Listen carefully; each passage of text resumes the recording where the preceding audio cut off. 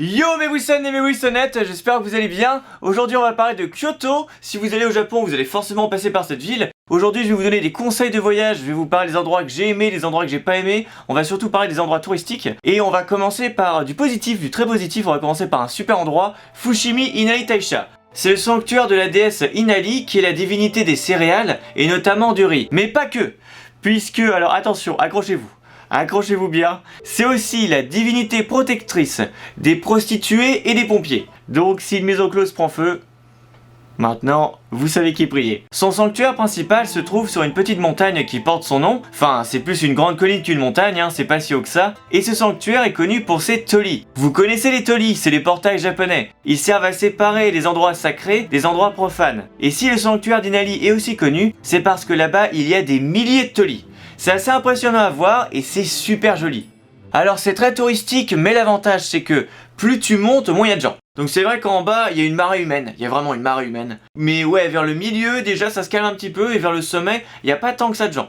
Donc c'est l'avantage de Fushimi Inari Taisha, c'est que pour un endroit qui est très touristique, bah au final, ouais, plus tu montes, plus t'es tranquille. Maintenant, je vais vous donner des conseils pour visiter cet endroit. N'hésitez pas à sortir des sentiers battus. Oui, parce qu'il y a un chemin principal, si vous suivez les torii, ça vous emmène jusqu'au sommet de la montagne. Enfin, de la grande colline. Donc vous pouvez faire ça, mais le truc c'est que Fushimi Inari Taisha c'est super grand, c'est vraiment super grand et il y a notamment des forêts de bambou. Donc moi, vu que j'aime bien l'aventure, je suis parti en exploration et à un moment donné, je suis tombé sur un temple abandonné. Et c'était super classe, c'était vraiment trop joli. Donc voilà, n'hésitez pas à sortir du chemin principal.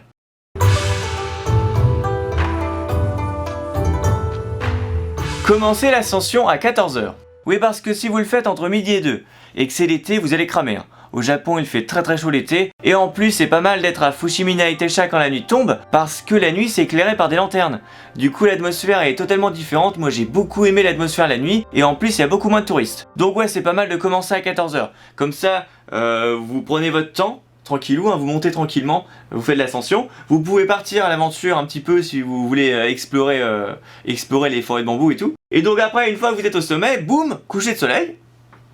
Donc ça peut être très sympa, un petit coucher de soleil. Et ensuite, vous redescendez, vous profitez un petit peu de cette atmosphère différente, de cette atmosphère qui est très calme et tout. Ouais, très sympa le sanctuaire la nuit. Donc ouais, commencez à 14 h. Allez, on enchaîne avec un deuxième endroit qui est aussi très touristique mais super sympa, Arashiyama. C'est connu pour sa forêt de bambou, sauf que tu peux pas aller dans la forêt. Ouais, c'est juste un couloir que tu traverses. Perso, j'ai trouvé ça très décevant. Parce que ouais, si tu veux prendre des photos auprès des bambous, bah c'est un peu nul car il y a plein de touristes. Et c'est juste un couloir. Donc ouais, les bambous sont vachement hauts, c'est sympa à voir. Mais en vrai, ouais, c'est bof. Si vous voulez prendre des photos fun dans une forêt de bambou, Fushimi Inari c'est mieux. Il y a des forêts de bambou dans lesquelles tu peux aller. Et en plus, il n'y a personne.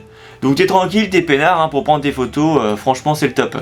Donc si je vous conseille d'aller à Arashiyama, ce n'est pas pour les bambous, mais pour les singes. Ouais, il y a un parc à singes qui est super sympa là-bas. Les singes se baladent en liberté, alors tu peux pas les toucher car c'est des animaux sauvages quand même. Par contre, ils se sont habitués à la présence de l'homme. Donc ils passent à côté de toi comme si de rien n'était, et tant que tu les touches pas, bah tu risques rien. Tu peux leur donner à manger à travers une grille, ça c'est sympa. Et les bébés singes sont super mimi, ils sont vraiment trop mimi.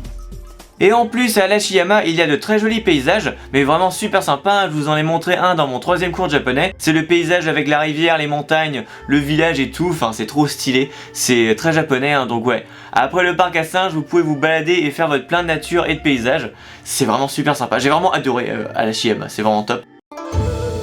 Donc mon seul conseil pour Arashiyama, c'est de ne pas rater le parc à singes. C'est pas si connu que ça, moi j'ai failli passer à côté. Si je connais cet endroit, c'est parce que j'étais dans un capsule hôtel en centre-ville de Kyoto et j'ai rencontré un gars super sympa dans les vestiaires, un français, et il m'a conseillé d'aller là-bas. Donc on m'a donné un bon plan et vu que j'ai le cœur sur la main, bah je vais tourner. Voilà, non mais ne m'en remerciez pas, moi je suis comme ça, moi. Je suis la générosité incarnée, c'est cadeau, non mais c'est cadeau. Bref, tout ça pour dire que je vous conseille Fushimi Inari Taisha et Arashiyama. C'est pas cher, Fushimi Inari Taisha c'est gratuit, Arashiyama c'est... Alors oui, il faut payer le parc à singes, mais c'est pas si cher que ça. Donc ouais, c'est pas cher, c'est super japonais, vous pouvez prendre votre temps, vous pouvez chiller, vous pouvez... Voilà, c'est super joli, vous faites votre plein de paysages, moi j'ai adoré. Bon, maintenant qu'on a vu le positif, on va voir le négatif, alors je vais essayer de pas trop râler. Je garantis rien, mais je vais essayer de pas trop râler. L'un des endroits que j'ai pas beaucoup aimé, c'est le Kinkakuji. Le pavillon d'or. Oui, je sais, c'est magnifique, mais attendez, laissez-moi expliquer pourquoi j'ai pas trop aimé cet endroit. En fait, t'arrives, tu payes, hein, c'est payant, tu payes, et tu marches un petit peu, et là tu vois le pavillon d'or. Et moi, quand je l'ai vu, j'ai trouvé ça tellement beau que je me suis arrêté. Et en fait, t'as un mec, son taf, il s'occupe de la circulation humaine. Il doit faire que les gens continuent de marcher. Alors moi, je me suis arrêté, le mec me dit, allez, on bouge, on bouge. Ah, désolé, je me suis arrêté 2 secondes, je m'excuse. Donc voilà, donc je marche un petit peu, et en fait tu peux aller, imaginez là il y a le pavillon d'or, tu peux rester debout autour, hein, tu peux regarder le pavillon d'or, dès que tu t'éloignes il y a une espèce de courant humain, il y a vraiment un courant humain, donc c'est extrêmement bruyant, tu peux pas t'asseoir, il n'y a pas de banc, il n'y a rien d'autre à voir, il y a des petits jardins mais c'est minuscule, tu peux pas aller à l'intérieur du pavillon. Donc ouais, au final, je trouve ça décevant en fait. Alors là, je sais ce que vous allez me dire. Vous allez me dire, Fabien, si c'est pas terrible, pourquoi tout le monde y va? Eh bien en fait, tout le monde y va pour prendre une photo et la poster sur Instagram. Alors moi, je n'ai absolument rien contre les photos, je n'ai rien contre Instagram, c'est très bien. Moi, j'adore prendre des photos de voyage, prendre des petites photos rigolotes, des petites photos fun, pour te faire des petits souvenirs sympas. Moi, j'adore. Je suis vraiment un grand fan de ça. Mais aller dans un endroit juste pour prendre une photo, je trouve ça dommage. Je trouve ça dommage que la photo se fasse au détriment de l'expérience en fait. Il y a plein d'autres endroits au Japon où tu peux prendre des photos sympas et tu peux quand même passer un bon moment.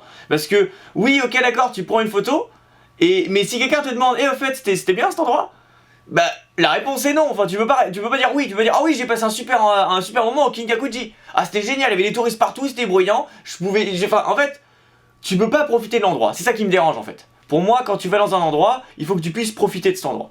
Et ça peut être un endroit très touristique, hein. Par exemple la Sagrada Familia, bah oui c'est très touristique, mais je trouvais ça très sympa. J'ai vraiment adoré la Sagrada Familia, mais j'ai pas aimé le Kinkakuji, voilà, j'ai pas aimé le Kinkakuji, et j'ai pas aimé non plus le Ginkakuji, le pavillon d'argent, qui est exactement pareil, voilà, c'est exactement pareil, hein. C'est t'arrives, tu regardes, et puis tu te casses. y a rien à faire, et c'est, ouais, et puis il y a une marée humaine et tout, enfin bref. J'ai vraiment pas aimé ces endroits. Donc ouais, c'est le dernier conseil que je vous donne, n'allez pas au Ginkakuji ou au Kinkakuji si vous voulez économiser du temps et de l'argent. Bon, on va quand même finir sur une bonne note, parce que sinon on va encore dire que je râle tout le temps, on va encore dire que je suis un petit Gremlins, que je suis un vieux Grinch et que je suis super grognon. C'est pour ça du coup on va terminer avec Gion, un des quartiers historiques de Kyoto. Il y a plein de maisons traditionnelles là-bas, c'est super joli, c'est un peu comme un voyage dans le temps. Et ouais, j'adore voyager dans le temps, et pour ça Gion c'est génial, c'est vraiment génial. Alors j'ai pas de conseils à vous donner pour visiter cet endroit parce que c'est tout petit, c'est vraiment tout petit, c'est presque que 2 rues. Donc voilà, j'ai pas de conseils à vous donner, juste allez à Gion, c'est super. Bon, de toute façon c'est super connu, hein. C'est super connu, c'est super touristique, donc c'est pas comme si j'avais un scoop. Mais bon voilà, ça coûte rien, je vous le dis, allez à Gion, c'est très joli. Voilà pour aujourd'hui, merci d'avoir regardé cette vidéo, j'espère que ça vous a plu. Si vous avez des questions à me poser sur Kyoto, n'hésitez pas à le faire parce que je pourrai répondre dans une prochaine vidéo. Et puis bah écoutez, je vous dis à la semaine prochaine. On se retrouve à la semaine prochaine, ok? Allez, à plus, Kenavo.